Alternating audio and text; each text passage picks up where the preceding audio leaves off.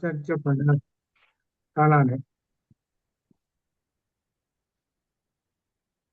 ఓం హరి ఓం.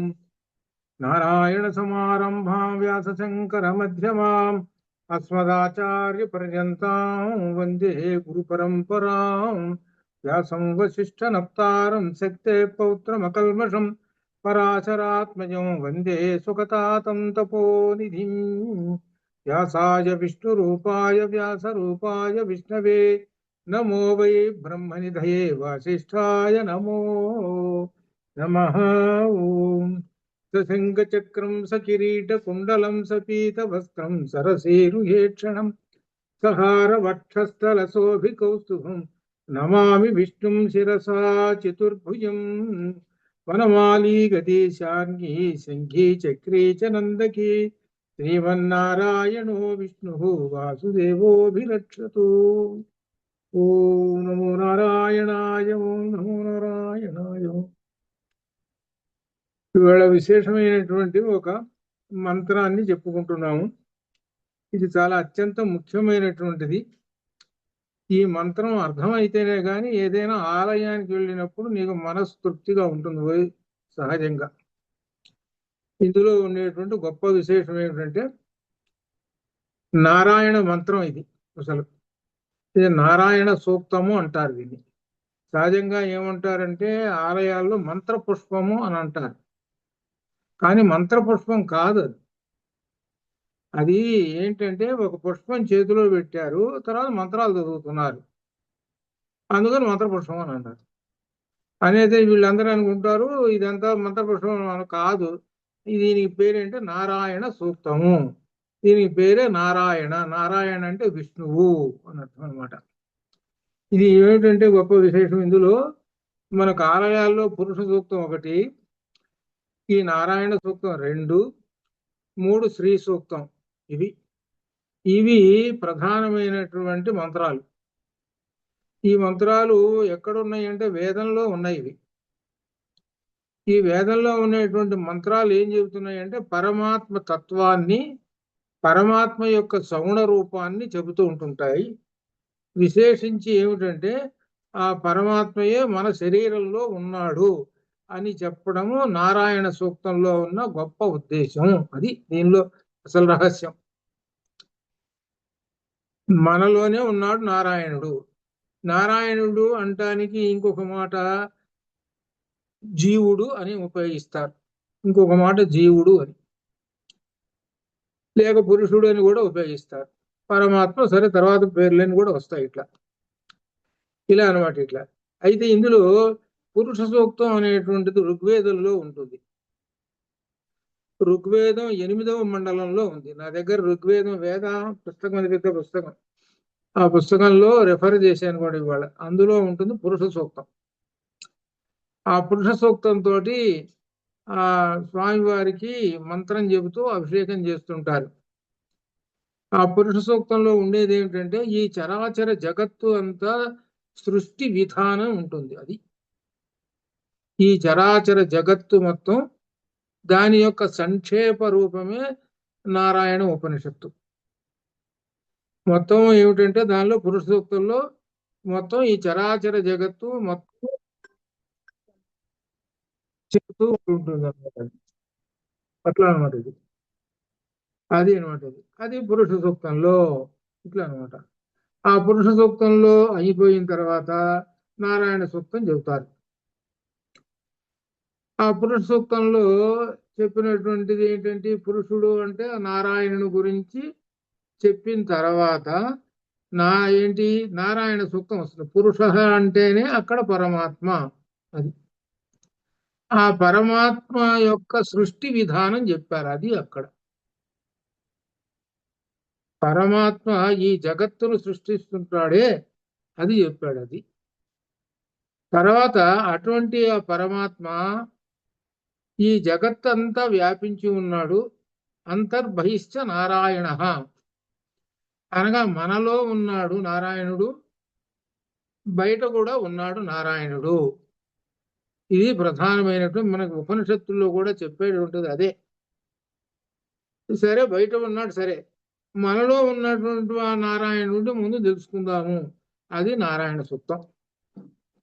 ఈ నారాయణ సూక్తంలో ఇక్కడ మొట్టమొదట వీళ్ళు ఏం చెబుతారంటే, ఆలయంలో దాతా పురస్తాద్య ముదాజహార చక్ర ప్రవిద్వాన్ పిరితస్ర తమేమో విద్వాన్ అమృతవతి నాణ్య పంథాయనాయ విద్యతే అని చెబుతారు.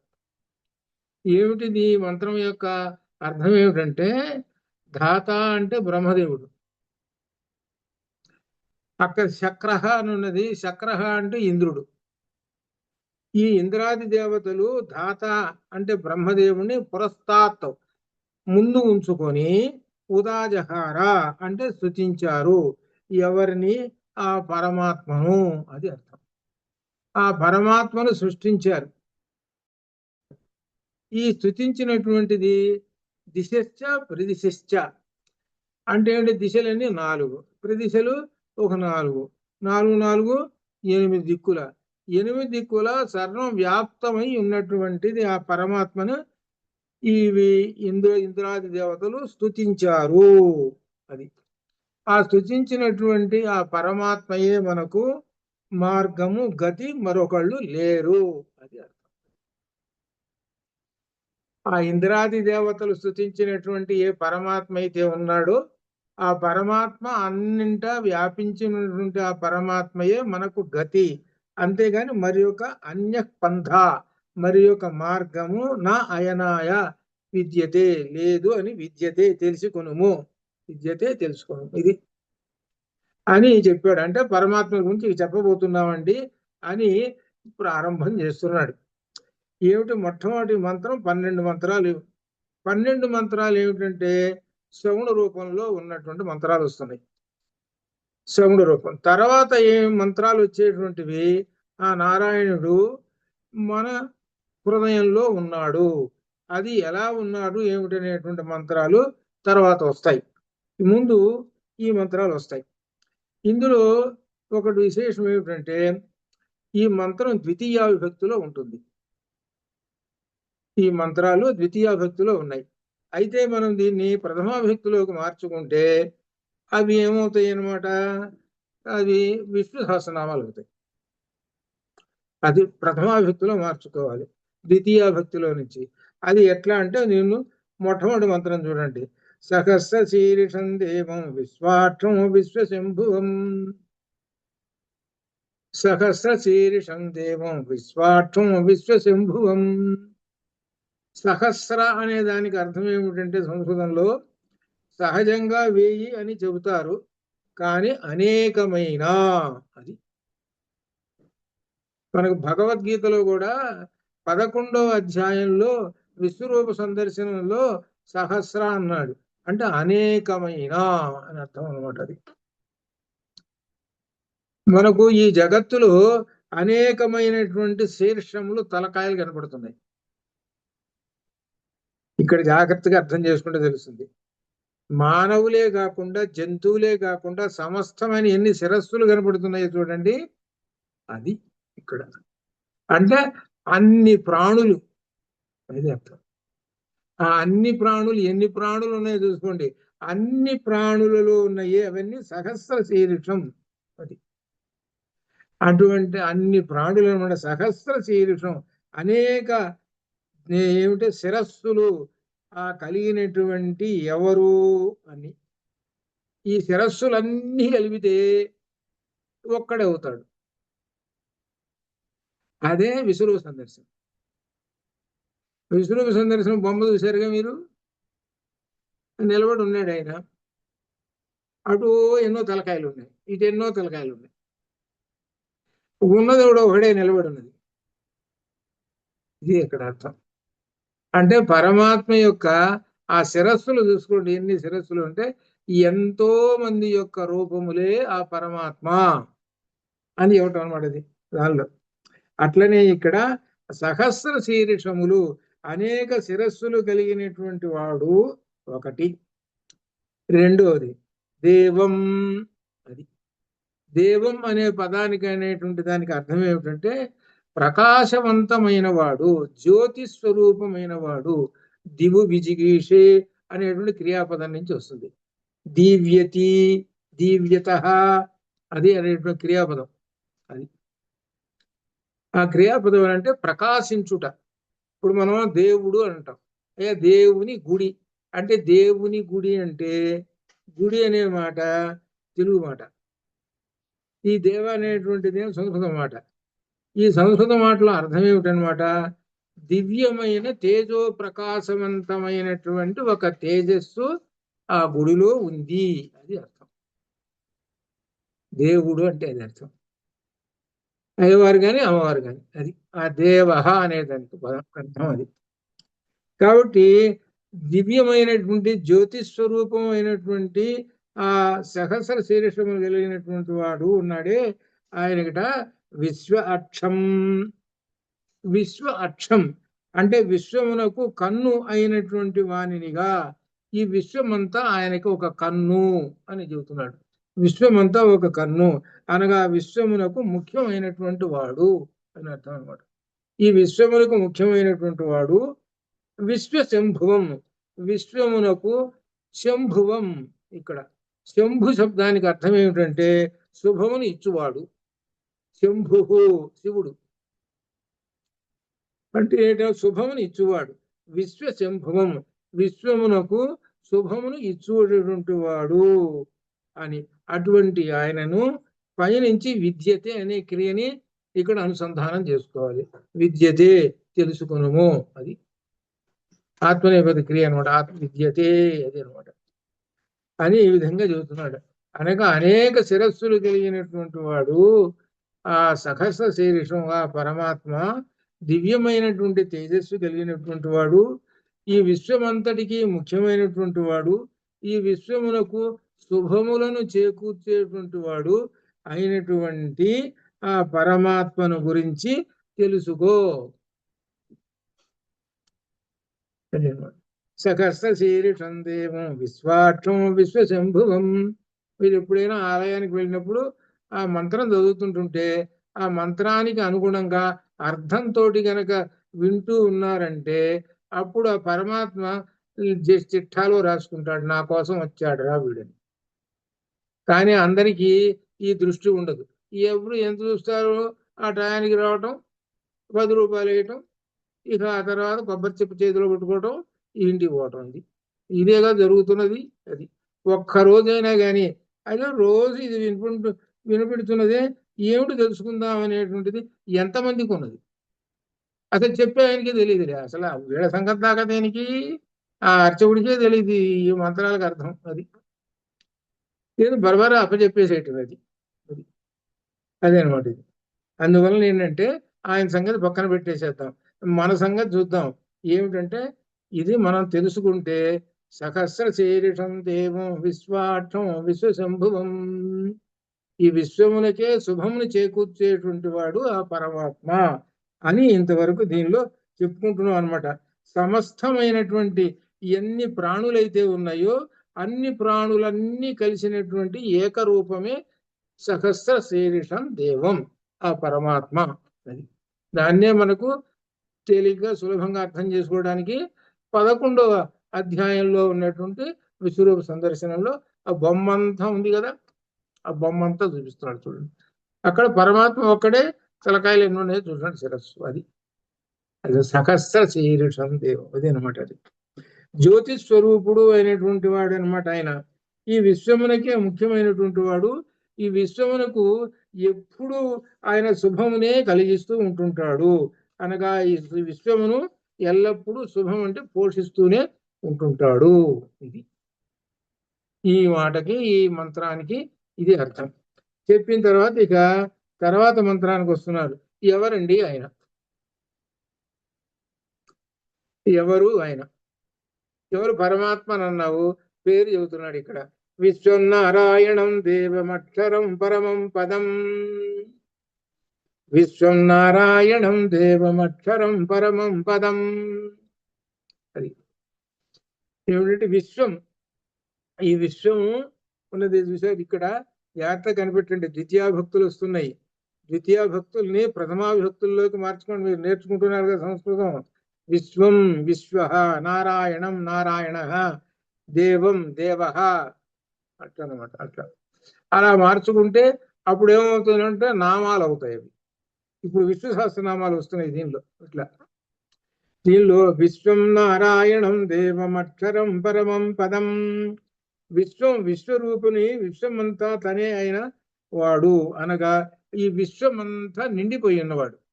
విశ్వం విష్ణు వషట్కారో అక్కడ చెప్పాడు. విశ్వం విష్ణు, ఈ విశ్వమంతా ఎవరండి? విష్ణు. ఇదే మనకు దీనిలో ఉన్న ఈశోపనిషత్తులు కూడా ఈశావాస్యమిదగం సర్వం అన్నాడు. ఈ సమస్తం అంతా ఎవరు? ఈశ్వరుని యొక్క స్వరూపము అని ఈశోపనిషత్తులు చెప్పాడు. మొత్తము ఇదంతా కూడా ఈశ్వరుని యొక్క స్వరూపము, ఈ విశ్వమంతా అని చెబుతున్నాడు. అది ఆయన పేరు ఏమిటంటే నారాయణం. నారాయణం ద్వితీయ విభక్తి, ప్రథమా విభక్తి అయితే నారాయణ. నారాయణ అనేటువంటిది విష్ణు సహస్రనామాల్లో ఉన్నది. నారాయణ అది విష్ణు సహస్రనామాలు నారాయణ. ఈ నారాయణుడు అంటే అర్థం ఏమిటంటే ఇక్కడ సమస్త జీవులకు ఆధారమైన వాడు ఒక వ్యుత్పత్తి అర్థం. సమస్త జీవులకు ఆధారమైనటువంటి వాడు నారాయణుడు. ఆధారం అంటే ఏమిటి? అవి బతకాలి, వాటికి పోషించటం, అన్నం పెట్టడం, రక్షించటం, ఇదంతా ఆ నారాయణుడు యొక్క డ్యూటీ. ఇది అలా అనమాట. అలానే నారాయణుడు అంటే ఇంకొకటి జ్ఞానములకు నిలయమైనటువంటి వాడు. నారములకు నిలయం, నారములు అంటే జ్ఞానాలు, జ్ఞానమునకు నిలయమైనటువంటి వాడు నారాయణుడు. ఇది ఆ నారాయణుడు సమస్త జీవులకు ఆధారమైనటువంటి వాడు. ఇంకా ఎటువంటి వాడయ్యా ఆయన? దేవం, దివ్యమైన తేజస్సు కలిగినటువంటి వాడు. ఇంకా విశేషం ఏంటంటే దేవతలకే దేవుడు. ఇంకొక అర్థం దేవం, దేవతలకే దేవుడు అనమాట. దేవం. ఇకపోతే ఆయన ఇంకొక మాట ఉన్నది అక్షరం. అక్షర, అక్షరం. అక్షర ప్రథమావిభక్తిలో వస్తుంది, అక్షరం ద్వితీయావిభక్తిలో వస్తుంది. అక్షరం అక్షరుని అనగా నాశము లేనివాడు. నాక్షరం అక్షరం, నాక్షరం అక్షరం, నాశము లేనటువంటి వాడు అనగా అర్థం ఏమిటి? శాశ్వతమైనటువంటి వాడు అని అర్థం.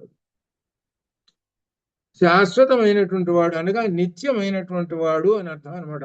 అక్షరం అనగా శాశ్వతుడు, నిత్యము అని. ఇంకా పరమం పదం. పరమం పదం, పరమపదం. పరమపదం అంటే మోక్షస్థానము, పరంధామమే ఆయన యొక్క స్థానం. ఆయనకు ఒక స్థానం ఉన్నది, ఒక ప్లేస్, ఒక దాన్ని ఏమంటారంటే పరమాత్మ ఉన్నటువంటి ధామము, భవనము లేక స్థానము. కాబట్టి ఆయన మోక్షము ఇచ్చేటువంటి స్థానము ఆయనది అని అర్థం అనమాట. మోక్షాన్ని ఇచ్చేటువంటిది అనమాట. మోక్షం ఇచ్చే జనార్దన. ఇక్కడ ఒక విశేషం ఉంది, ఒక్కొక్కటి అనమాట. ఏమిటి? ఐశ్వర్యం హుతాశన. ఐశ్వర్యం ఇచ్చేటువంటి వాడు హుతాశన. హుతాశన అంటే అగ్నిదేవుడు. ఐశ్వర్యం మనకి ఇచ్చేది అగ్నిదేవుడు. అలానే ఈ మోక్షం ఇచ్చేటువంటిది, మోక్షం ఇచ్చే జనార్దన. జనార్దన అని అంటే అర్థం కృష్ణుడు లేక నారాయణుడు, అది అర్థం. అట్లా అనమాట. వీళ్ళు ఏమిటనమాట, అగ్నిని, అందుకనే మనం రోజు అగ్నిని ఆరాధిస్తుంటాం. అగ్నిని ఆరాధించడం అంటే అర్థం ఏమిటి? దీపము పెట్టేస్తుంటాం, అది అలా అనమాట. కాబట్టి ఇక్కడ చెబుతున్నది ఏమిటంటే విశ్వం నారాయణం దేవమక్షరం పరమం పదం. ఆ నారాయణుడు దేవతలకే దేవుడు, నాశము లేనివాడు, పరంధాముడు అనగా మోక్షస్థానము కలిగినటువంటి వాడు, మోక్షమును ఇచ్చినటువంటి వాడు అని ఇక్కడ చెబుతున్నాడు. నారాయణుడు అంటే సమస్త జీవులకు ఆధారమైనటువంటి వాడు, అక్షరుడు, మోక్షస్థానము కలిగినటువంటి వాడు. ఇటువంటి నారాయణుడు అని చెబుతున్నాడు. ఈ నారాయణుడు గురించి చెబుతున్నారు. ఎక్కడంటే మొట్టమొదటి సహస్ర శీర్షం దేవం అన్నాడు కదా, దానికి వివరణ ఇస్తూ వస్తున్నారు అన్నమాట ఈ మాత్రం. ఆ సహస్ర శీర్షం దేవం విశ్వార్థం విశ్వంభం అన్నారే, ఆయన ఎవరో చెబుతున్నానండి అంటున్నాడు. తర్వాత మంత్రంలో విశ్వతత్పరమాన్నిత్యం విశ్వం నారాయణం హరిం, విశ్వతత్పరమాన్ నిత్యం విశ్వం నారాయణం హరిం. విశ్వత పరమాన్, విశ్వమునకు అతీతుడు. పరమం అంటే అవతల ఉంటాడు, విశ్వమునకు అవతల ఉంటాడు. అదే మనకు భాగవతంలో కూడా లోకంబులు లోకేశులు తెగిన తుది అలోకంబగు, సమస్త లోకాలన్నీ దాటిపోయి చివరికి ఎక్కడో చివరు ఉంటాడు. అది ఈ లోకాలంటే అర్థం ఏమిటి? విశ్వమంతా దాటి అవతల ఉంటాడు అని అర్థం. విశ్వమునకే అతీతుడు అనమాట ఎవరు? ఆ నారాయణుడు. ఇంకా ఆయన ఎటువంటి వాడంటే నిత్యం, నిత్యుడు, శాశ్వతుడు. నిత్యం అంటే శాశ్వతుడు. నిత్యము అనిత్యము అని రెండు ఉంటాయి. అనిత్యాలు ఏమిటనమాట? ఇవన్నీ ఈ చరాచర జగత్తంతా అనిత్యం. ఇప్పుడున్నటువంటిది రేపు ఉండదు ఈ చరాచర జగత్తు. కానీ ఎల్లప్పుడూ ఉండేటువంటిది ఎవరేనంటే ఆ సత్తు పరమాత్మయే. నారాయణుడు ఎల్లప్పుడూ ఉండేటువంటి వాడు సత్తు పరమాత్మ. అదే చెబుతున్నాడు, నిత్యం నిత్యుడు. తర్వాత విశ్వం, ప్రపంచమును సృష్టించి అందులో ప్రవేశిస్తూ ఉంటుంటాడు. అదే మనకు విష్ణు సహస్రనామాల్లో వచ్చింది. విశ్వం విష్ణు వషట్కారు అంటే అర్థం ఏంటి? విశ్వం విష్ణు, విశ్వమును సృష్టించాడు ఆయన. సృష్టించి ఏం చేశాడు? తానే ప్రవేశించాడు. అంటే ఇల్లు కట్టుకున్నాడు ఆయన, శుభ్రంగా బ్రహ్మాండమైన ఒక ఇల్లు కట్టుకున్నాడు ఆయనే. కట్టుకొని ఏం చేశాడు? ఆయనే మొత్తం ఇల్లంతా తిరుగుతూ కూర్చున్నాడు. అంటే ఏమిటి? ఈ జగత్తే ఆయనకు ఒక ఇల్లు. ఈ ఇంటిని ఆయనే సృష్టించుకున్నాడు. సృష్టించుకొని ఈ జగత్తులో మొత్తం ఎక్కడ ఇంత కూడా ఖాళీ వదలకుండా మొత్తం నిండి ఉన్నాడు. ఈశావాస్యం ఎదగం జగత్తు ఎత్కించ జగత్యాన్ జగత్తు. ఎత్కించ చిన్నది, ఏ చిన్నదైనటువంటిది కూడా ఆ పరమాత్మ స్వరూపమే. అది ఏమాత్రం కించిత్ కించిత్ కూడా వదిలిపెట్టలేదు. కించిత్ కూడా అంతా కూడా పరమాత్మ స్వరూపమే. పరమాత్మ స్వరూపం అంటూ లేనిది లేనే లేదు అని చెప్పాడు ఈ సోపనిషత్తులు. అదే విషయం దీనిలో కూడా ప్రపంచమును సృష్టించి దానిలోనే ప్రవేశించాడు ఈయన. ఎవరు? నారాయణం. నారాయణం అంటే జలములకు స్థానమైనటువంటి వాడు ఒక అర్థం. ఇందాక మనం జ్ఞానమునకు నిలయమైన వాడు ఒక అర్థం. ఇక్కడ జలములకు స్థానమైనటువంటి వాడు. ఇక్కడ జలములకు స్థానం అని అంటే మనకు ఇప్పుడు ఈ కనపడుతున్నటువంటి జలములు అని అని అనుకుంటాం ఈ జలములకు. ఇక్కడ అది కాదు. ఇక్కడ ఏంటంటే అర్థం, జలములకు నిలయమైనటువంటి వాడంటే మనకు పంచభూతాలు వరుసగా వస్తున్నాయి. ఆ వరుసగా వస్తున్న వాటిలో జలాలు ఉన్నాయి. జలాల తర్వాత ఏమొచ్చింది? భూమి వచ్చింది. ఇట్లా అన్నమాట ఆ జలం. వాటికి నిలయమైనటువంటి వాడు. ఇప్పుడు మనకు కనపడుతున్న జలం ఏమిటంటే ఆ వర్షం పడ్డ జలాలు, సహజంగా దీంట్లో ఉన్న జలాలు ఇవి కాదు. అవి ఆ జలాలు వేరు. ఆ జలముల మీద శయనించి ఉంటాడు కనుక నారాయణుడు. మనకు బొమ్మ కూడా ఆ జలాలు చూపిస్తుంటాడు. దాని మీద ఆదిశేషుడు ఉంటాడు. ఆదిశేషుడు మీద ఆయన ఒడుకుని ఉంటాడు. ఇదంతా కూడా ఒక బొమ్మ చూపిస్తారు. అది అట్లా అనమాట. నారాయణుడు ఆయన పేరు నారాయణుడు. ఇంకా విశేషం, ఆయనకు ఇంకొక పేరు కూడా ఉంది, హరిం. హరిం ద్వితీయ భక్తి, ప్రథమా భక్తులు అయితే హరిహి. అది అనమాట హరిం. ఆ హరిని అంటే అర్థం ఏమిటి? విష్ణువును. ఆ నారాయణుడికి ఇంకొక పేరు విష్ణువు అని అర్థం అనమాట. ఇంకొక అర్థం ఉంది హరిం అంటే హరించువాడు. హరించువాడు ఏమిటి? హరించేటువంటిది అంటే ఈయన త్రిగుణములను హరింపజేసేటువంటి వాడు. ఎప్పుడైతే మనలో ఉన్న త్రిగుణాలను హరించేసేసాడో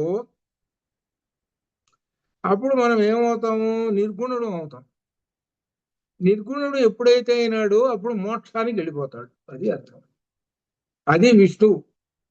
విష్ణువు మోక్షాన్ని ఇస్తాడంటే అర్థం ఏమిటి? మనలో ఉన్న త్రిగుణాలని హరించి వేసేస్తాడు.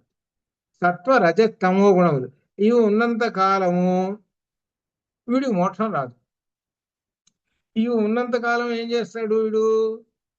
చంద్రలోకం పోవటం, భూలోకం రావటం, చంద్రలోకం పోవటం, భూలోకం రావటం. అంటే రాకపోకలే. ఈ యజ్ఞయాగాదులో దాన ధర్మాలు చేసుకుంటూ ఈ విధంగా రాకపోకలతోటి చేస్తూ ఉంటుంటాడు. అదే మనకు భగవద్గీతలో కూడా వచ్చింది అనమాట. ఈ రాకపోకలతోటి వీడి కాలాన్ని వెళ్ళబుచ్చుతుంటుంటాడు. అట్లా అనమాట. ఎప్పుడైతే నిర్గుణుడైనాడో అప్పుడు మోక్షంలోకి వెళ్ళిపోతాడు. ఆ మోక్షం ఇచ్చేది ఎవరు? విష్ణువు. ఆ విష్ణువుకి హరి అని పేరు. హరి అంటే త్రిగుణములను హరించువాడు అని అర్థం. మనలో త్రిగుణాలు హరించేసేసాడు అంటే నిర్గుణుడు అయినామంటే మనకు మోక్షం సిద్ధిరస్తు అని అర్థం. నారాయణం హరిం విశ్వతత్పరమా నిత్యం విశ్వనారాయణం హరిం. అది గమ్ అని ఉంటుంది. అయితే ఏంటంటే స్వరం చెప్పేటప్పుడు విశ్వనారాయణ హరిం దకారం కూడా పలకాలి. వాళ్ళు అట్లా పలకాలి అన్నమాట. కొంతమంది తెలిసిన వాళ్ళు అట్లా పలుకుతుంటారు, లేని వాళ్ళు ఏంటంటే లాగి పారేస్తుంటారు. మనం చూస్తూనే ఉంటాం. అది విశ్వనారాయణ హరిం అది అని ఈ విధంగా చెప్పిన తర్వాత ఈ మంత్రం చెప్పిన తర్వాత ఇది 3వ మంత్రం అన్నమాట. ఈ చెప్పిన తర్వాత ఇంకా చెబుతున్నారు విశేషం. 4వ మంత్రంలో వస్తున్నది. విశ్వమేవేదం పురుషత్తద్విశ్వముపజీవతి.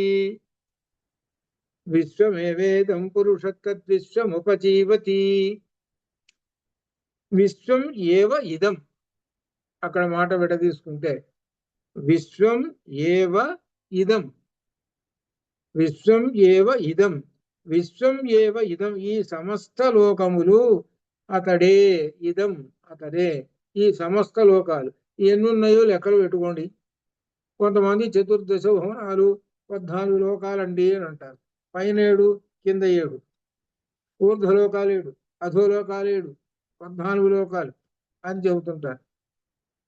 మొత్తం మీద ఈ లోకములన్నీ కూడా సమస్త లోకములు కూడా ఎవరు?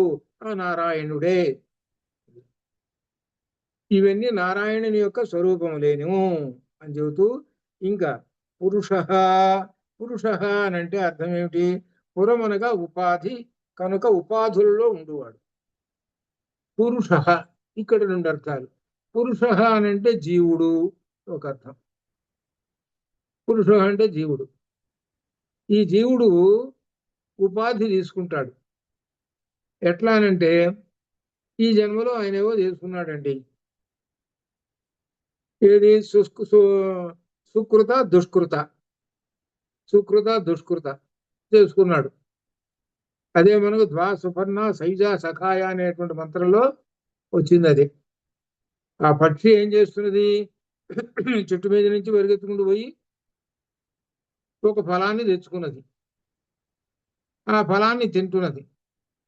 పక్కనున్న పక్షి చూస్తూ ఉన్నది. పక్కనున్న పక్షి అని అంటే పరమాత్మ అనే పక్షి చూస్తూ ఉన్నది. కానీ చూస్తున్నది కానీ ఏం పట్టించుకోలేదు. ఈ తింటున్నటువంటి పక్షి నా వెంట ఒక పక్షి వస్తున్నదే, ఎవరా ఏమిటో అని గమనించుకోలేదు. ఇది తడవకొక పండు తెచ్చుకొని తింటాం. ఈ ఎక్కడ పెట్టుకొని తింటున్నది? చెట్టు మీద పెట్టుకొని తింటున్నది. ఏమిటి దీని యొక్క అర్థం అని అంటే, చెట్టు మీద పెట్టుకుంటున్నది అని అంటే ఒక శరీరాన్ని పొంది ఈ జీవుడు ఏం చేస్తాడంటే తాను సంపాదించినటువంటి సుకృత దుష్కృతాలు ఉన్నాయి కదా, ఆ 2 మోసుకొని వస్తాడు. ఆ 2 మోసుకొని వచ్చి చూసుకుంటాడు. ఏ శరీరం తీసుకుందాము, ఎక్కడ ప్రవేశిద్దాము. మనం ఎట్టయితే ఇల్లు కొనుక్కుండేటప్పుడు అద్దెకు వచ్చేటప్పుడు అన్ని చూసుకుని మనకు నచ్చినట్టు చూసుకుంటామో అట్టనే జీవుడు కూడా తనకు అనుకూలంగా ఉండేటువంటి ఏది దొరుకుతుంది శరీరము అని చూసుకుంటాడు. బాగా జ్ఞానవంతుడు అయినాడు అనుకోండి, అటువంటి వాడు ఏం చేస్తారు? జ్ఞానవంతుల ఇళ్లలో పుడతాడు. అది శరీరం. ఇట్లా అనమాట. దీన్ని బట్టి మనం నిర్ణయించుకోవచ్చు అనమాట. అది దాన్ని ఉపాధి అంటే శరీరము అని అర్థం. ఈ జీవుడు ఆయా శరీరాలు తీసుకుంటుంటాడు. ఆ తీసుకునేటువంటి వాడు ఎవడు? ఈ పురుషుడు. ఇది అనమాట. తీసుకుంటాడు. పురుష అని అంటే పురం అనగా ఉపాధి, కనుక ఉపాధులలో ఉండేటువంటి వాడు, రకరకములైనటువంటి ఉపాధులు అంటే శరీరాలలో ఉంటుంటాడు. ఈ జన్మలో ఒక పక్షి శరీరంలో ఉన్నాడు, ఇంకో జన్మలో ఒక మనిషి శరీరంలో ఉన్నాడు, ఇంకొక జన్మలో ఇంకొక శరీరం, ఇంకొక జన్మలో ఇంకో శరీరం, రకరకాల శరీరాల్లో ఉంటున్నాడు. ఎవరు? ఈ పురుషుడు. ఈ విధంగా ఈ పురుషుడు తిరుగుతూనే ఉన్నాడు ఇది అని చెబుతూ ఇక్కడ ఏదో పురుషగా తద్విశ్వముపజీవతి, తత్ విశ్వం ఉపజీవతి, తత్ విశ్వం ఉపజీవతి, తత్ ఆ విశ్వము పరమాత్మని ఆశ్రయించి ఉన్నది. ఇప్పుడు ఇంతకు ఈ విశ్వమంతా ఈ ఉపాధిలో తీసుకొని ఈ జీవుడు తిరుగుతూ ఉన్నాడు.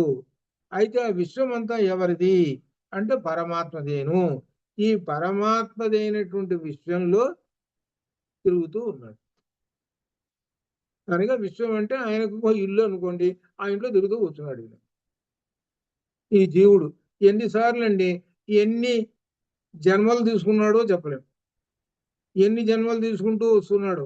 ఒక్కొక్కసారి ఏమో ప్లస్కు పోతాడు, ఒక్కోసారి మైనస్కి వస్తాడు, ఒక్కోసారి డబల్ ప్రమోషన్కి పోతాడు, ఒక్కోసారి డబల్ మైనస్కి వస్తుంటాడు.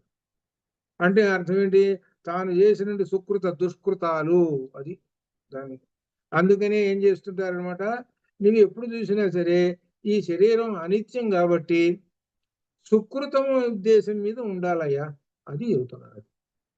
ఈ శరీరం అనేటువంటి అనిత్యం, అశాశ్వతమైనటువంటిది కాబట్టి సుకృతం మీద ఉండాలి. అదే అందుకని సుకృతం మీద ఉంటే మరలా జన్మలో నీకు డబల్ ప్రమోషన్ వస్తుంది. అనగా ఉన్నతమైనటువంటి ఒక జీవన విధానం, ఉన్నతమైనటువంటి ఒక శరీరం, గొప్ప శరీరం వస్తుంది. ఏమిటంటే జ్ఞానస్వరూపమైనటువంటిది, అంత గొప్ప విశేషమైనది. అందుకని జ్ఞానం ప్రధానమైనటువంటిది. జ్ఞానము కలిగినటువంటి వాడే ఆ నారాయణుడు. ఆ నారాయణుడు కొట్టుకోండి అని చెప్పటం ఈ నారాయణ సూక్తుల్లో ప్రధానమైనటువంటిది అని చెబుతూ ఆ విశ్వము పరమాత్మని ఆశ్రయించి ఉన్నది. ఇది ఇట్లా. కాబట్టి ఇక్కడ విశేషం ఏమిటనమాట, ప్రహ్లాదుడు ఏమని అనుకున్నాడు? ప్రతి వాడిలోనూ ఆ పరమాత్మ ఉన్నాడు అని కూడా చెప్పాడు. ప్రతి వాడిలో కూడా పరమాత్మ ఉన్నాడు అంటే జీవుడు ఉన్నాడు. మొట్టమొదటిలో చెప్పాడు సహస్ర శీర్షుందేమో అని చెప్పాడు కదా, అందరిలోనూ ఉన్నాడు. ప్రహ్లాదుడు ఏం చేశాడు? నేను ప్రతివాడిలోనూ నేను నారాయణుడు చూస్తున్నాను అని అన్నాడు. తన యందు అఖిల భూతముల అని దానిలో భాగవతంలో చెబుతుంటాడు. ఏమిటంటే ఆ చూసేటువంటి ఎదురుగా వస్తున్నటువంటి ఆ స్త్రీలను చూసి తల్లులుగా భావించాడు.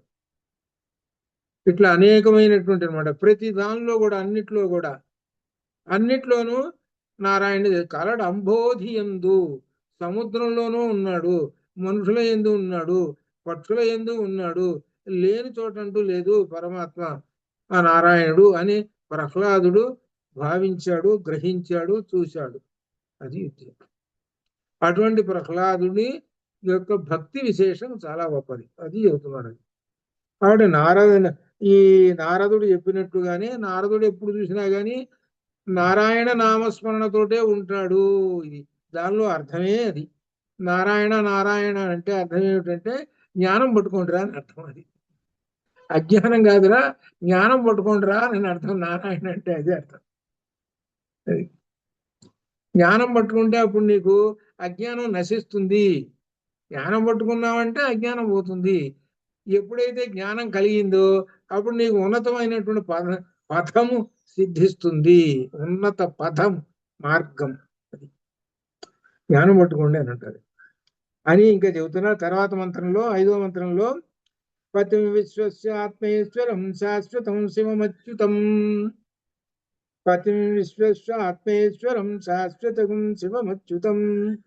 పతిం ఈ విశ్వమునకు ప్రభువు. పతి పతి ప్రథమా విభక్తి, ద్వితీయ విభక్తి. పతిం అంటే ఈ విశ్వమునకు ప్రభువు ఎవరు? ఆ నారాయణుడు. విశ్వస్య విశ్వము యొక్క నియామకుడు కూడా. విశ్వాన్ని నియమం చేసేస్తుంటాడు. అనగా ఈ ప్రపంచాన్ని మొత్తాన్ని శాసిస్తుంటాడు. నియామకుడు అంటే అర్థం ఏమిటి? శాసనకర్త. అది విశ్వ ఇది నియామకుడు. ఇకపోతే విశ్వస్య ఆత్మ ఈశ్వరగుం, ఆత్మ ఆత్మస్వరూపుడు, ఈశ్వరుం అంటే ఆత్మ అంటారు ఆయన్ని, నారాయణుణ్ణి. ఇంకొక మాట అంటారు, ఏమిటో ఈశ్వరుడు అని అంటారు. ఇంకొక మాట అంటారండి శాశ్వతం, శాశ్వతుడు అని అంటారండి. ఇంకొక మాట ఉందండి శివం, శివుడని కూడా అంటారండి. శివుడు అంటే మంగళకరుడు అని అర్థం ఉంది. ఇంకొక మాట ఉందండి అచ్యుతం, అనగా పరమపదము నుండి జారనటువంటి వాడండి. అచ్యుతం అంటే నాశ రహితుడని ఇన్ని అంటారండి ఆ నారాయణుణ్ణి. ఇది యువతువారు అది నారాయణుడికి. అందుకనమాట ఈ మంత్రం వినబడుతూ ఉంటుంటే మనకు పతి విశ్వేశ్వర ఆత్మేశ్వరి శాశ్వతం శివం అచ్యుతం ఇన్ని నామాలు ఉన్నాయి ఆ పరమాత్మకి.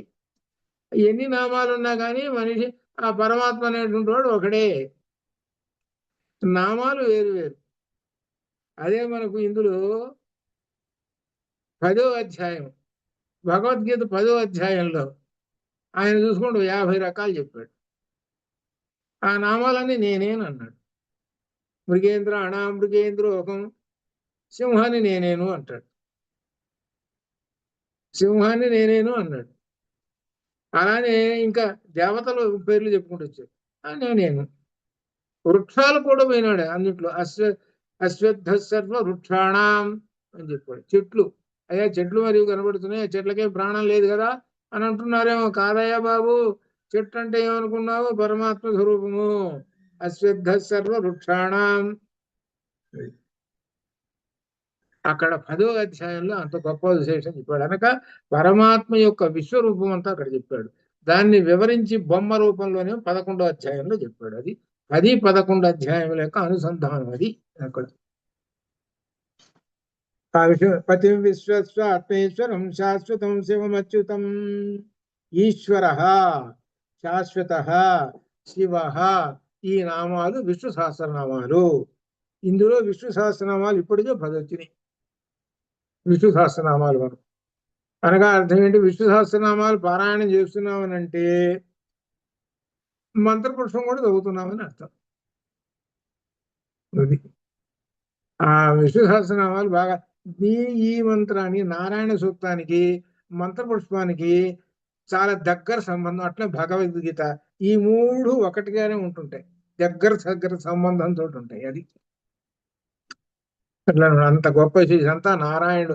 నిజంగా ఈ విధంగా చెప్పుకుంటుంటేనే అర్థం చేసుకొని కానీ చదువుతుంటుంటే, ఆ అర్థవంతం చేసుకుంటుంటే మనస్సు ఎక్కడ ఉంటుంది? మహాప్రశాంతంగా ఉండి ఆ పరమాత్మలో లయం అయిపోతుంటుంది. అది పరమాత్మలో లయమైపోయినప్పుడు అదే భక్తి. అది భక్తి అంటే. భక్తి ఉండాలి అని అంటే అర్థం తెలుసుకొని గనక చదువుతుంటే అదే భక్తి. అర్థం తెలియకుండా ఊరికే నిలబడ్డాం అనుకో, ఫిజికల్, దాన్ని ఏమంటారు? ఫిజికల్ అంటారు, చూశారు? మనిషి అట్లా ఉంటారు. అది కాబట్టి అర్థం తెలుసుకోవాలి. ఈశ్వర, శాశ్వత, శివ అనేటువంటి విష్ణు సహస్రనామాలు అనమాట ఇది అని చెప్పిన తర్వాత ఇక 6వ మంత్రానికి వస్తున్నాం. 6వ మంత్రంలో ఏమిటి? నారాయణం మహాజ్ఞేయం విశ్వాత్మానం పరాయణం. ఇక్కడ కూడా విష్ణు సహస్రనామాలు. పరాయణ అనేటువంటిది విష్ణు సహస్రనామం. పరాయణ విష్ణు సహస్రనామం. నారాయణం ద్వితీయ భక్తి. నారాయణుని మహాజ్ఞేయం, మహా బాగుగా తెలుసుకోవాలి. నారాయణ గురించి బాగా తెలుసుకోండి అని అన్నాడు.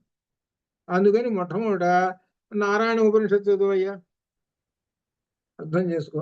ఆ తర్వాత మహానారాయణ ఉపనిషత్తు ఉంది, అది కూడా అర్థం చేసుకో. ఇంకా ముందు మొట్టమొదట భగవద్గీత అర్థం చేసుకో. భగవద్గీత ఏంటయ్యా? నారాయణ గురించే చెప్పింది. నారాయణేన స్వయం, నారాయణుడు స్వయంగా చెప్పినటువంటిది అని చెప్పాడు. అది నారాయణుడు చెప్పినటువంటిది ఆ భగవద్గీత, అది తెలుసుకోండి అని చెప్పాడు. దీనిలో నారాయణం, నారాయణుని మహాజ్ఞేయం, బాగుగా తెలుసుకోవలను. ఏమిటి? విశ్వాత్మానం, విశ్వమునకు ఆత్మ అయిన వాడు. అది ఈ విశ్వమునకు ఆత్మ అంటే అర్థం ఏమిటి? ఈ చరాచర జగత్తు ఉందండి, ఇదంతా విశ్వము. ఇదంతా ఎట్లా నిలబడ్డది మనకు? అందుకనే ఈ భూమి గిరగిరా తిరుగుతున్నది, రాత్రింబవళ్ళు ఏర్పడుతూ ఉన్నాయి, సూర్యుడి చుట్టూ తిరుగుతున్నాడు, చంద్రుడు కూడా ఈ విధంగా చెప్పుకుంటూ సైన్స్ చదువుకున్నాం కదా, సూర్యుడి చుట్టూ గిరగిరా తిరుగుతున్నాయి గ్రహాలు అని సైన్స్ వచ్చింది. ఇప్పుడు మనకి తెలుసుకున్నా బాగానే ఉంది. ఈ గిరగిరా తిరుగుతున్నాయి కదా, ఎవడు తిప్పుతున్నాడు? అది సరే, సూర్యుడు ఒక్కడు సెంటర్లో ఉన్నాడు, వాడు మాత్రం కదలకుండా కూర్చున్నాడు. వాడు కదలకుండా కూర్చున్నాడు అంటే వాడు కదలకుండా ఉండడానికి ఎవరు పట్టుకున్నారు ఆయన్ని? ఆయన్ని ఎవరు పట్టుకున్నారో చెప్పండి. సరే, వాళ్ళ సంగతి పక్కన పెడదాం. మరి 27 నక్షత్రాలు అంటున్నారుగా, 27 నక్షత్రాలు ఆకాశంలోనే కనబడుతున్నాయి కదా, వాటిని ఎవరు పట్టుకుంటున్నారండి? సరే, ఆ 27 నక్షత్రాల పైన ఇంకొకరు ఉన్నాయండి, సప్తఋషి మండలం, ఆయన్ని ఎవరు పట్టుకుంటున్నారండి? అన్ని దాటి పైన ధ్రువ మండలం ఉందండి, ధ్రువ నక్షత్రం, ఆయన ఎవరు పట్టుకుంటున్నారండి? ఎవరు కనపడలేదు అసలు. మరి వీళ్ళందరూ ఎట్లా నిలబడి ఉన్నారు? ఎంత విశేషమైనటువంటి దీనిలో అన్వేషణకి అనమాట. ఏమిటబ్బా, ఎవరు పట్టుకున్నారు? ఆధారం ఎవరికి? ఈ చరాచర జగత్తు మొత్తానికి ఆధారం ఎవరు? ఎవరు ఒక్కడు కూడా కనపడలేదే నా కంటికి. అదేనయ్యా, కంటికి కనపడలేదే, ఆయనే ఉన్నాడు, నిర్గుణ పరబ్రహ్మము. ఆ పరబ్రహ్మము యొక్క విశేషమే ఇదే. ఆ పరబ్రహ్మం అందరిలోనూ మొత్తం ఏదైతే ఈ విశ్వం అన్నావే, ఈ విశ్వములో పూసలలో దారం మాదిరిగా లోపల ఉన్నాడు ఆయన. ఉన్నాడు కాబట్టే ఈ చరాచర జగత్తు, ఈ విశ్వము అంతా నిలబడి అట్లా కనబడుతూ ఉన్నది. మనకు ఈ విశ్వాన్ని చూస్తూ సంతోషిస్తూ కూర్చుంటాం. పిక్నిక్ వెళ్ళినప్పుడు చూస్తారు, శుభ్రమైన మంచి ప్రకృతి అంతా చూస్తారు, చూస్తూ చాలా సంతోషించి ఫోటోలు తీసుకుంటుంటారు. బాగానే ఉంది. మరి ఇంత అందంగా ఉండడానికి కారణం ఏమిటండి? ఏమి ఆలోచించరు అది. అక్కడ దాకా ఎందుకు? మనం రోజు ఆకలేసింది, అన్నం తింటున్నాం, అన్నం వస్తున్నది. అన్నం ఎట్టొచ్చిందండి? పోనీ ఒక ఫలం ఒకటి తింటున్నాము, అది ఎట్లా వచ్చిందండి? ఇట్లా వరుసగా చూసుకుంటూ ఉంటుంటే మనకి ఎంత దూరం వెళ్ళిపోతామంటే దీనికి మూల కారణం ఎవరు అంటే ఆ నారాయణుడు. ఈ మూలం ఎవరు? ఆ నారాయణుడే. ఆ నారాయణుడే సమస్తమునకు ఆధారమైనటువంటి వాడు అనేటువంటి దానికి వెళ్ళిపోతాం. కాబట్టి మనం నిమిత్త మాత్రులము అని చెబుతున్నారు. ఆ నారాయణుడు గొప్ప విశేషం చెబుతారు. విశ్వం నారాయణం దేవమక్షరం పరమం పదాకరత నారాయణం అనాజ్ఞేయం విశ్వాత్మానం పరాయణం నారాయణ పరో జ్యోతిరాత్మా నారాయణ పర. ఇక్కడ చెబుతున్నాడు ఏమిటి మనం ఇక్కడ నారాయణ పరోజ్యోతి, నారాయణుడు అనేటువంటి ఆయన పరంజ్యోతి. ఈయన ఏమిటి పరంజ్యోతి అని అంటే అర్థం ఏమిటంటే గీతలో వచ్చింది. ఏమిటో తెలిసిన 15వ సర్గలో వచ్చింది, 15వ అధ్యాయంలో. ఏమిటంటే నత్ర సూర్యో భాతి. ఏమిటనంటే సూర్యుడు ప్రకాశిస్తున్నాడండి. ఎవరి వల్ల ప్రకాశిస్తున్నాడు? ఆ పరమాత్మ వలన ప్రకాశిస్తున్నాడు. ఆ పరమాత్మ దగ్గర వీళ్ళు సూర్యుడు, చంద్రుడు, అగ్ని వీళ్ళందరూ డిమ్ము లైట్ల కన్నా తక్కువ. అసలు వీళ్ళకి ఈ శక్తి ఎక్కడి నుంచి వస్తున్నది? ఆ పరమాత్మ దగ్గర నుంచి వస్తున్నదండి. 15వ అధ్యాయంలో, గీతలో 15వ అధ్యాయంలో ఉంది. కాబట్టి ఈ జ్యోతులు ఉన్నాయే, సూర్య, చంద్ర, అగ్ని అనేటువంటి ప్రకాశవంతమైనటువంటి ఉన్నాయే, వీటి తర్వాత పైన ఉన్నాడు ఆయన. ఇవే కింద ఉన్నాయి.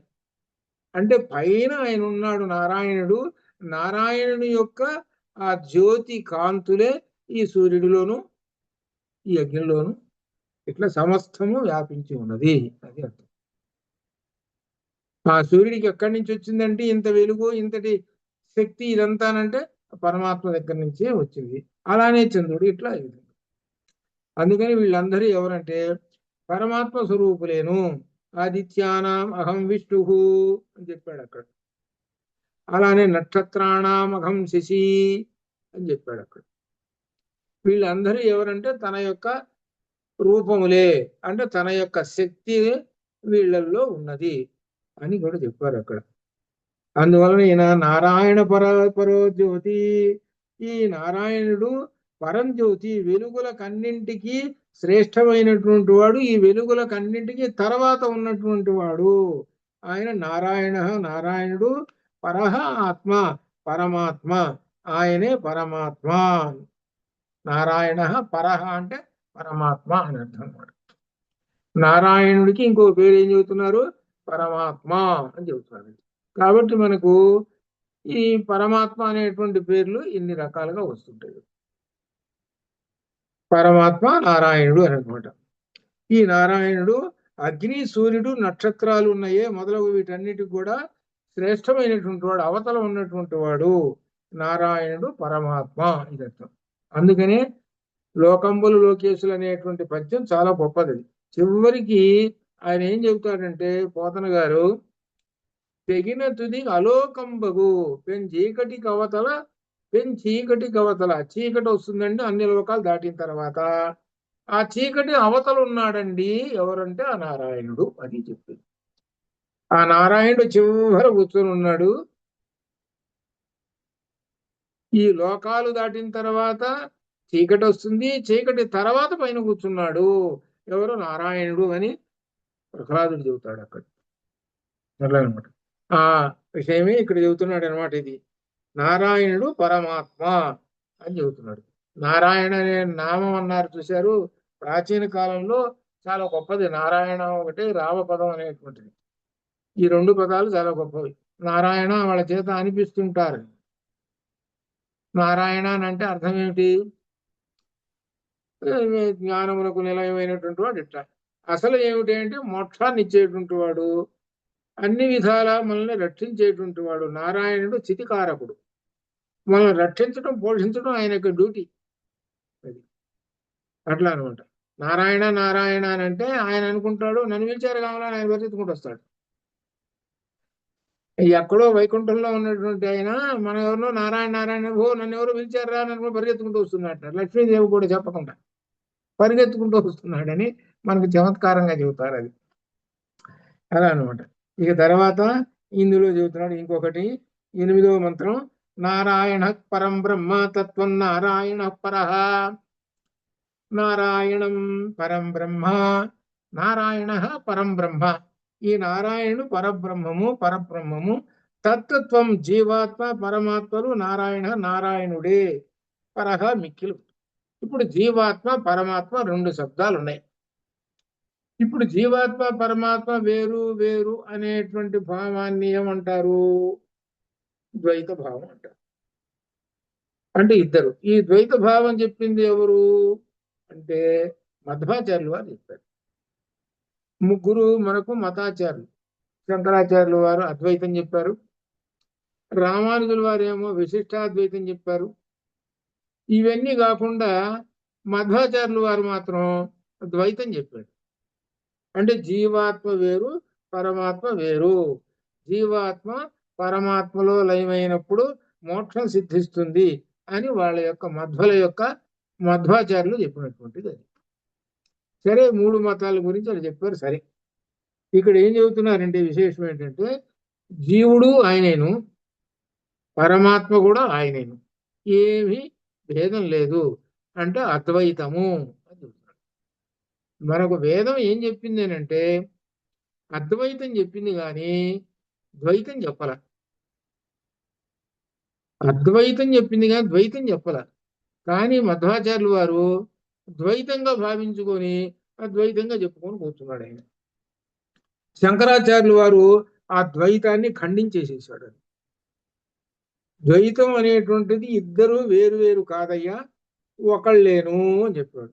జీవాత్మ పరమాత్మ ఒకళ్ళేను అని చెప్పాడు. అట్లనే ఇక్కడ కూడా ఆ విషయమే చెబుతున్నాడు. ఏంటంటే జీవాత్మ పరమాత్మలు అనేటువంటి వాళ్ళని గురించి చెబుతూ ఇక్కడ జీవాత్మ కర్మకు బద్ధుడు, పరమాత్మ నిత్యముక్తుడు. జీవాత్మ నిష్కామ కర్మను అవలంబించి త్రిగుణాతీత స్థితికి చేరిన జీవాత్మ లక్షణములు నశించి పరమాత్మ లక్షణములు పొందును. అది అంటే అర్థం ఏమిటి? అందుకనే మనకు చెప్పామన్నమాట. కొన్ని ఉదాహరణలు కూడా చెప్పాం. ఒక వజ్రం ఉంది అనుకోండి, బాగా మెరిసిపోయేటువంటి వజ్రం ఉంది, ఒకటే వజ్రం అక్కడ ఉంది. ఆ వజ్రాన్ని నల్లటి గుడ్డ చుట్టాం, అక్కడ పెట్టేశాం. అక్కడ పెట్టేసిన తర్వాత ఒకరిని పిలిచాం, అరే అక్కడ పెట్టేశాం కదా, ఒక వస్తువు ఉంది, అది ఏం తెలుస్తుంది అంటే, ఏం తెలుస్తుంది అంటే నల్లంగా ఉంది అని అంటాడు. నల్లగా ఉందంటే ఏదో వస్తువు నాకు తెలియదండి అంటాడు. అంటే అర్థం ఏమిటి? అజ్ఞానము అర్థం. వీడు జీవుడు, ఇది చూసినటువంటి వాడు జీవుడు. జీవుడిని ఏం చేయమని ఏమిట్రా అని అంటే, నాకు తెలియటం లేదండి అంటే అజ్ఞానంలో ఉన్నాను నేను అర్థం. సరే అయిపోయింది. అయిపోయిన తర్వాత ఆ నల్లటి గుడ్డ కూడా తీసి అవతల పడేసి అక్కడ ఉన్నటువంటిది ఆ వజ్రం పెట్టేశాం. తెల్లగా మెరిసిపోయింది. ఇప్పుడు చెప్పరా ఇదేమిటో? వజ్రం చాలా ఖరీదైంది, కోట్ల ఖరీదైనటువంటిది, ఎంత గొప్పది అని చెప్పాడు. ఇదంతా ఎక్కడి నుంచి వచ్చింది ఈ నాలెడ్జి? అంతక్రితం ఏమైపోయింది? అంతక్రితం ఏమైపోయింది ఈ నాలెడ్జి? ఇప్పుడు నీకు బుర్రలో, నీకు మనసులోంచి బరాబరా పరిగెత్తుకుంటూ వచ్చేసేసి ఈ జ్ఞానం అంతా అప్పచెప్పేసేసావు. దాని గురించి మొత్తం చెప్పేసేసావు. అమ్మో కోట్ల కొలది చేస్తుంది, అది ఇది ఓ గొప్పది చెప్పేస్తున్నావు. అట్లనే అంటే అలా చెబుతున్నావు అంటే అర్థం ఏమిటి? నీవు తెలుసు, నీకు ఇక్కడ ఆ పరమాత్మ ఏమిటో సంగతి నీకు తెలుసు, కానీ నీకు ఒక పొర అడ్డం ఉంది. ఆ పొర అడ్డం తొలగించంగానే నిన్ను నీవు స్వస్వరూపం తెలుసుకుంటున్నావు.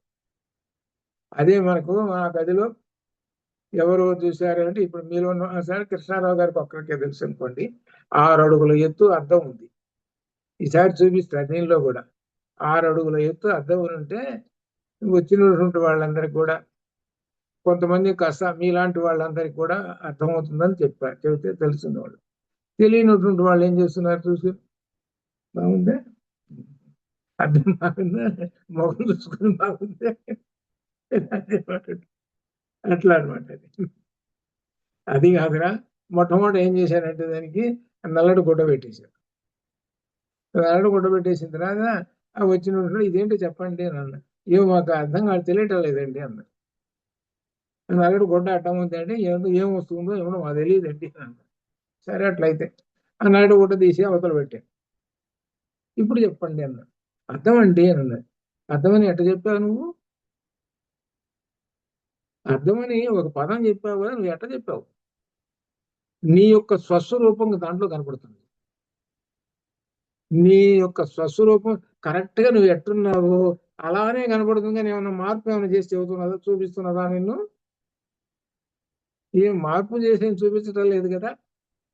ఇప్పుడు ఈ అర్థం ఇక్కడి నుంచి తీసేయనది అనుకో, ఎదురుగా ఏం కానీ గోడ కనపడుతుంటుంది. గోడలో నీ యొక్క ప్రతిరూపం ఎందుకు కనపడుతుంది? కనపడదు కదా. అంటే అర్థం ఏంటి? నీ యొక్క ప్రతిరూపం అనేటువంటిది ఏంటంటే, నిన్ను నీవు తెలుసుకో, నీలోనే ఆ పరమాత్మ ఉన్నాడు, ఏకమేవ ద్వితీయం బ్రహ్మ. అది నీవే పరమాత్మవి. పరమాత్మ అనేవాడు ఎవడో ఎక్కడో ఉన్నాడు ఏమిటో అని అనుకుంటున్నావేమో. అంతర్బహిశ్చ నారాయణ, అంతః లోపల, మన శరీరం లోపల ఉన్నాడు, బహిశ్చ బయట ఉన్నాడు నారాయణుడు. బయట ఎంత ఉన్నాడు అంటే మొత్తం విశ్వమంతా ఆధారం నిండిపోయి ఉన్నాడు. అంతటి గొప్ప ఆ నారాయణుడు మన శరీరంలో ఉన్నాడండి. మన శరీరంలో ఉన్నాడంటే అర్థం ఏమిటి? సాక్షాత్తు మనం భగవత్ స్వరూపము, అది అర్థం. ఎక్కడో లేడయ్యా భగవంతుడు, నీలోనే ఉన్నాడు. అదే ప్రహ్లాదుడు అంటాడు, హిరణ్యకశిపుడితో అంటాడు, నువ్వు లోకాలన్నీ వెతుకుతూ తిరుగుతూ ఉన్నావు, నాకు ఎక్కడ కనపడలేదని అంటున్నావు, ఎందుకు? అదంతా ఎక్కర్లేదయ్యా, తండ్రి నీలోనే ఉన్నాడు ఆ పరమాత్మ, నువ్వు చూసుకో ఒక్కసారి లోపల అంతర్దృష్టి, అది అర్థం. అంతర్దృష్టి ఒక్కసారి పెట్టుకో లోపలికి, కళ్ళు లోపలికి తిప్పుకో, కళ్ళు తిప్పుకుంటే అప్పుడు నీకు ఆ పరమాత్మ కనపడతాడు. అట్లా అన్నమాట. అంతటి విశేషం వస్తున్నది ఇప్పుడు దీనిలో. నారాయణం నారాయణ పరబ్రహ్మతత్వం నారాయణ పరః, నారాయణ పరో ధ్యానం నారాయణ పరః. నారాయణుడే పరః ధ్యాత, అనగా ధ్యానము ఎవరిని గురించి చేయాలంటే నారాయణుడే. తెలుసుకోదగినటువంటి వాడెవరు? నారాయణుడే. ధ్యానము నారాయణుడే, ఉపాసన నారాయణుడే, 3 విధాలు. ధ్యానం ఎవరిని చేయాలని గురించండి? నారాయణుడే. ఎవరిని గురించి తెలుసుకోవాలండి? నారాయణుడే. ఎవరిని గురించి ఉపాసన చేయాలంటే? నారాయణుడే. అట్లా అనేటి పేర్లు నారాయణుడు అన్నాం. కొంతమంది ఏమంటారు? రాముడు అంటారు. సరే. ఇంకొకరు ఏమంటారు? అమ్మవారు అంటారు. సరే. అంటే పేర్లు ఏమిటి?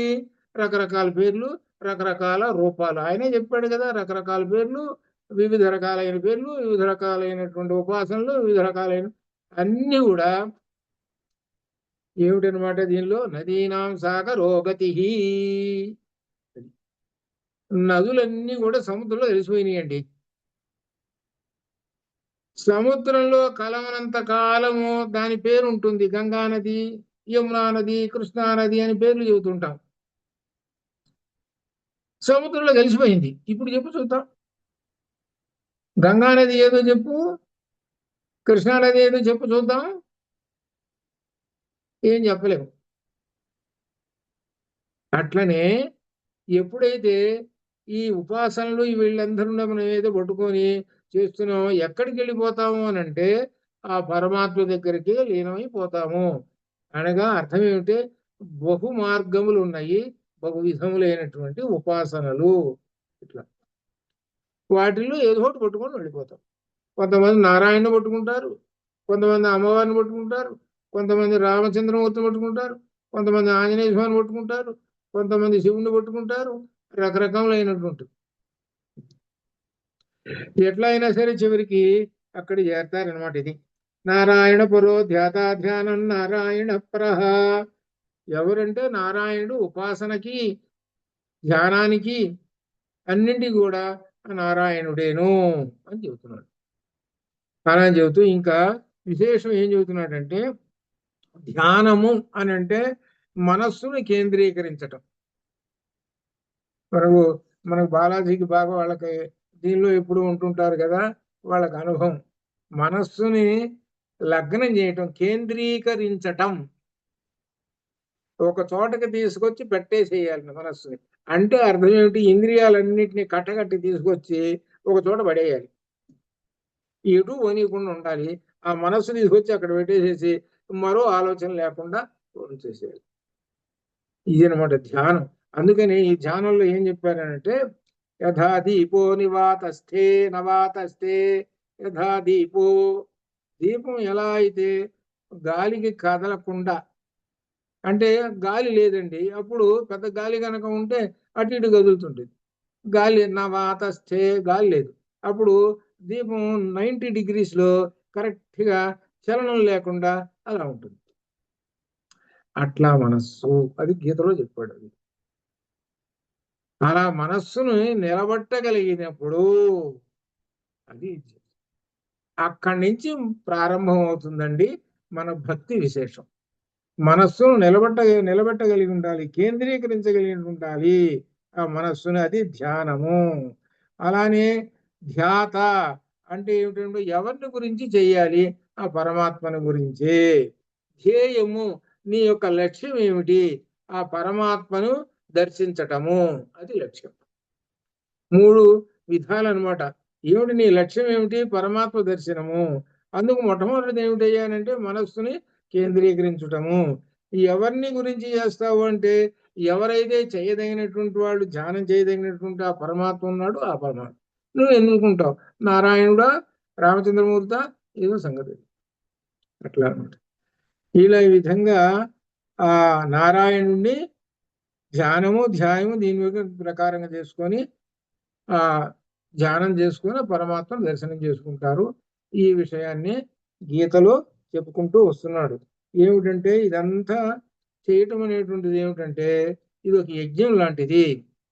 ఆ విషయాన్నే బ్రహ్మార్పణం బ్రహ్మహవి బ్రహ్మగ్నో బ్రహ్మణాహుతం బ్రహ్మైవ తేన గంతవ్యం బ్రహ్మకర్మ సమాధినా. బ్రహ్మ అంటే యజ్ఞం, అది బ్రహ్మార్పణం బ్రహ్మహవి. అది ఈ విధంగా అంతా ఇదంతా యజ్ఞం అండి. ఈ యజ్ఞం అంతగా చివరికి ఏంటో బ్రహ్మకర్మ సమాధిన. ఈ బ్రహ్మకర్మ అనేటువంటిది యజ్ఞకర్మను గురించి చెబుతున్నాడు. ఈ యజ్ఞకర్మ. వాస్తవానికి ఏమిటంటే మనం అన్నం తింటాము, అన్నం తింటాం కూడా ఒక యజ్ఞకర్మ. జాగ్రత్తగా అర్థం చేసుకున్న వాళ్ళకి చెప్పుకున్నాం కూడా ఇది వరకు. మనం అన్నం తింటున్నామండి, అది ఒక యజ్ఞకర్మ. అది తెలియనటువంటి వాళ్ళు ఏం చేస్తారంటే ఇది చెప్పే పని లేదు. యజ్ఞం ఎట్లా చేస్తారు? పవిత్రంగా చేస్తారా లేదా? పవిత్రంగా చేస్తారా లేదా? యజ్ఞం ఎంత శుచిగా ఉండి ఎట్లా ఏమిటి చేస్తారు కదా. అట్లనే అన్నం తినటం కూడా ఒక యజ్ఞకర్మ. నువ్వు ఎట్లా పడితే అట్లా తినకూడదు. నిలబడి తింటాం, మంచం మీద కూర్చొని తింటాం, ఇది చెప్పే పని లేదు. రకరకాలు. ఒకటి. ఇక రెండోది ఏమిటి అంటే మంచినీళ్ళు అక్కడ పెట్టుకోడు. మంచినీళ్ళు ఏం చెప్పావు? ఆహారం అనేటువంటి దేవుడికి, దైవానికి మంచినీళ్ళు అనేటువంటిది శరీరము. అనగా మనం పరమాత్మని పూజించేటప్పుడు ఆ ఆలయంలో పరమాత్మకి పట్టు వస్త్రాలు కడతాం. అట్లా సైన్స్ ప్రకారంగా కూడా ఏంటంటే మనం ఇప్పుడు చెప్పుకుంటున్నాం ఏంటంటే జలముల చేత జలాశయ, జలముల చేత ఆహారము. ఈ ఆహారానికి ప్రధానమైనటువంటి వాడు జలములు. ఆ జలములు ఆహారం కలిసి శుభ్రంగా లోపలికి వెళ్ళిపోయిన తర్వాత వైశ్వానరుడు అనేటువంటి ఆయన విభజించి ఆహారంలో ఉన్నటువంటి సూక్ష్మ శక్తిని మనస్సుకు పంపించేసేస్తుంటాడు. మిగిలిన 2 భాగాల్ని ఆయా వాటికి పంపించేసేస్తుంటాడు అని కూడా మనం చదువుకున్నాం. ఇదంతా ఎవరు చేస్తున్నారు? ఆ నారాయణుడు. ఆ నారాయణుడికే అక్కడ పేరు వైశ్వానరః. అది అట్లా అనమాట. అట్లా అని చెబుతూ యచ్చ కించిత్ జగత్సర్వం దృశ్యతే శ్రూయతేపి వా. ఇంకేం చెబుతున్నాడు? యత్ చ ఏదైతే, కించిత్ ఏదైనా, ఈ సమస్తమైనటువంటి జగత్తులో ఏదైతే ఉన్నదో చిన్న పదార్థమైనా సరే అదంతా కూడా ఆ పరమాత్మ యొక్క స్వరూపమే. ఆయనే నారాయణుడు. అణోరణీయాన్ మహతో మహీయాన్ ఆత్మస్య జంతో నిహితం విహా. ఇది మనకి దీనిలో వచ్చింది కదా, కఠోపనిషత్తులో కూడా వచ్చింది. అణువంత ఏదైనా సరే ఉన్నా అది పరమాత్మయేను అని చెప్పాడు. సర్వము ఈ జగత్తంతా కూడా నారాయణుడేను మొత్తం. అదే కాదండి, ఇంకా మొత్తం మనకున్నటువంటి ఈ 5 ఇంద్రియములు కూడా పరమాత్మ స్వరూపమే, శక్తి. అంత గొప్ప విశేషం చెబుతూ ఇంకా ఇంతటితోటి ఏం చేశాడనమాట, నారాయణుని యొక్క రూపం అంతా చెప్పేశాడు. చెప్పేసి అటువంటి నారాయణుడు అంతర్బహిశ్చ తత్సర్వం వ్యాప్య నారాయణ స్థిత.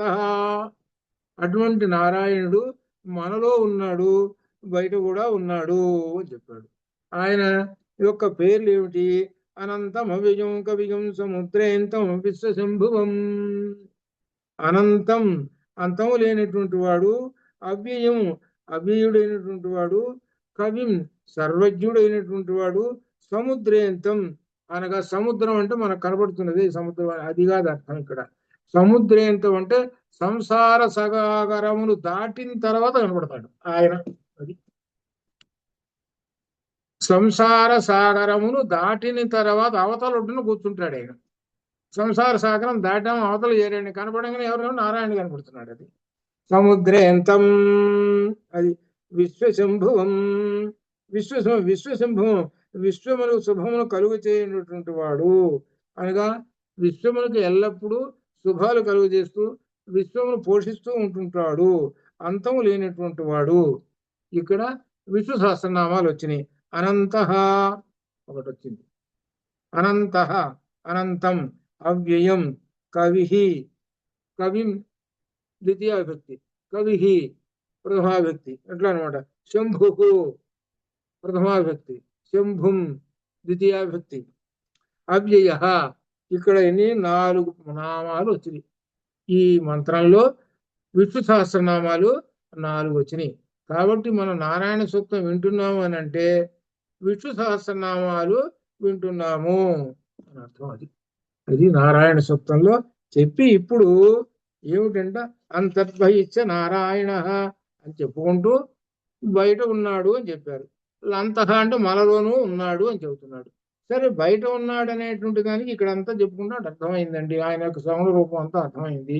మనలో కూడా ఉన్నాడండి అని చెబుతున్నాడు. మనలో ఎట్లా ఉన్నాడు, ఎక్కడ ఉన్నాడు, ఏమిటనేటువంటి విషయాన్ని ఇక్కడ తర్వాత రేపు మనం అధ్యయనం చేస్తాము. పద్మకోశ ప్రతీకాశకం హృదయం చాప్యధోముఖం అదని దానికి ఆ బొమ్మ కూడా పంపించాను అనమాట. అది రేపు మనం అధ్యయనం చేస్తూ చెప్పుకుందాము. అంతవరకు శుభం భూయాత్. ఓం పూర్ణమద పూర్ణమిదం పూర్ణాత్ పూర్ణముదచ్యతే పూర్ణస్య పూర్ణమాదాయ పూర్ణమేవావశిష్యతే. असतो मा सद्गमया तमसो मा ज्योतिर्गमय मृत्योर्मा मृतंगय ओम शांति शुभं भूयात्।